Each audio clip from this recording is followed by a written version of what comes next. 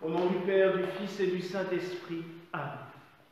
Mes frères et sœurs, nous célébrons aujourd'hui Matthias. C'est un apôtre très peu connu.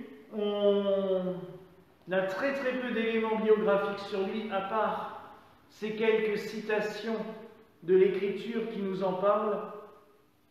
Et dans le temps, sa fête était célébrée au mois de février.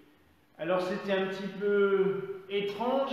Par la suite, on a déplacé sa fête au mois de mai, et dans notre rite gallican, nous avons accepté, entre guillemets, ce déplacement de la fête au mois de mai, puisqu'il a été élu après la mort et la résurrection de Jésus, donc il est normal aussi que sa fête soit à ce moment-là. Nous célébrons sa fête, justement, nous célébrons lors de cette fête, cette élection, puisque nous ne savons pas comment il est mort, nous n'avons aucune trace, à part qu'il est représenté depuis les temps antiques par une hache. Avec une hache, il a donc sans doute subi le martyre par la décollation en se faisant trancher la tête. Nous savons où est son corps, il est conservé à Trèves, dans la basilique Saint-Matthias, qui est une basilique formidable, et son corps est conservé là, devant l'autel, devant le maître-autel de la basilique. C'est Sainte Hélène qui l'a rapporté avec elle depuis la Terre Sainte, au moment où elle a emporté tant de reliques avec elle, et où elle a déposé d'ailleurs dans la cathédrale de Trèves la Sainte Tunique, Trèves étant la capitale de l'Empire à l'époque de Constantin. C'est très beau de lire l'épître qui nous parle de cette élection, car l'on voit que, à l'époque, il n'y avait pas de considération politicienne dans l'élection pour le gouvernement de l'Église. On tirait au sort. Il y avait deux candidats, sans doute ils avaient déjà été éprouvés par les apôtres, discutant avec eux, les sondant, mais on a laissé le choix à Dieu. On pourrait peut-être faire cela avec les élections du pape aussi, de prendre les trois qui sont en tête du collège des cardinaux et puis en choisir un au hasard. Ça laisserait quand même un peu plus de part à l'Esprit Saint qu'à l'heure actuelle où c'est celui qui a le plus de voix qui est élu. Mais je trouve cela beau parce qu'on a laissé vraiment l'Esprit Saint parler, et comme je vous le disais dimanche durant la messe, nos communautés chrétiennes ont besoin de laisser parler l'Esprit Saint. Il y a des fois des candidats pour devenir prêtre, on ne sait pas, on n'a aucune certitude, mais on va dire que la communauté les trouve aptes, car ils sont joviaux, ils sont sympathiques, les gens les apprécient. Et là, Matthias et Barsabas étaient tous les deux appréciés par les apôtres, mais on a laissé quand même le Seigneur choisir entre les deux en tirant au sort. Matthias a confessé la foi du Christ, et comme nous le dit l'Évangile, celui à qui j'ai choisi de révéler mon Père. En effet, nous sommes prêtres, diacres, diaconesses, évêques, au service de Dieu, mais parce que Jésus-Christ nous a choisi de nous révéler le Père pour que nous puissions en parler aux autres.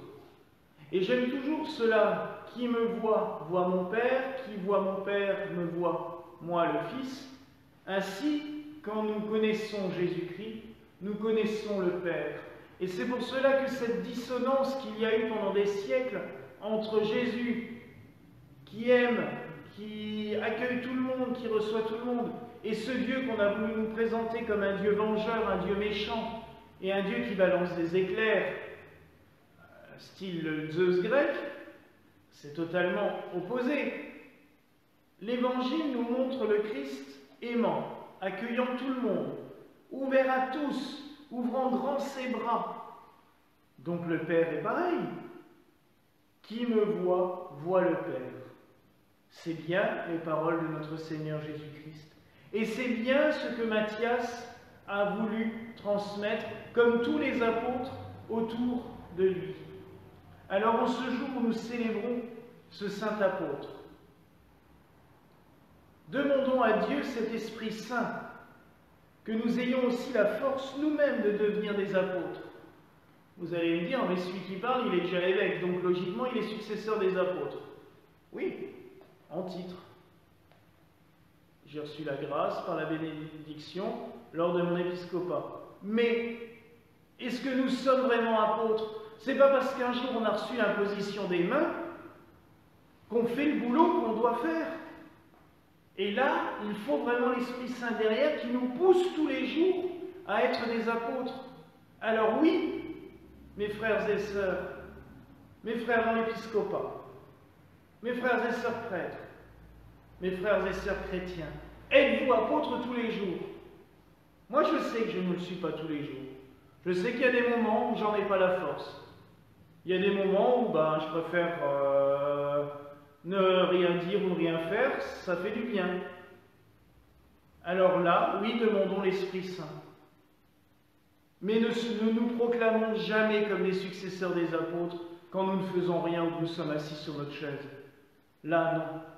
Les apôtres partaient de maison en maison, de ville en ville, pour proclamer la parole.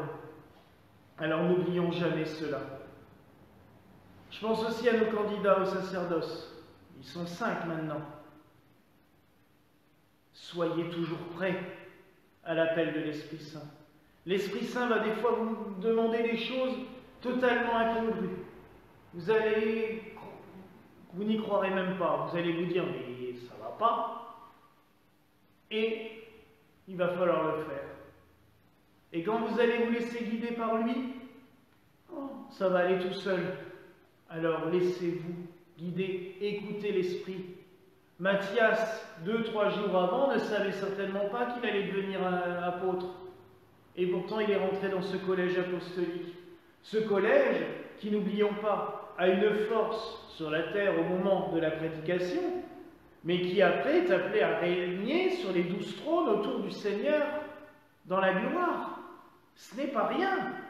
Matthias a été appelé à régner avec le Christ dans la gloire, avec Marie, avec Joseph, avec Dieu le Père.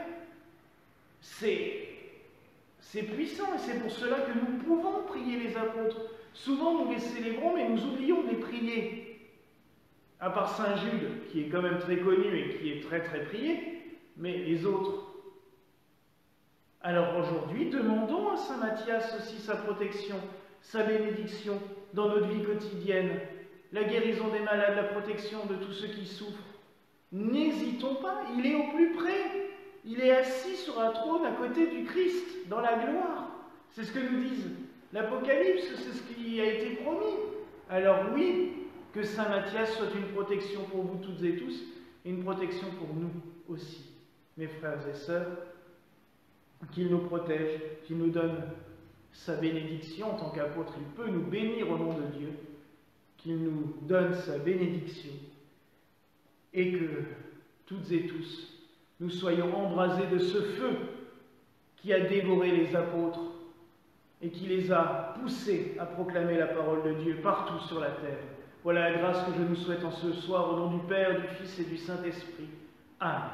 Christ est ressuscité, oui c'est la vérité, et que la paix du Seigneur soit toujours avec vous.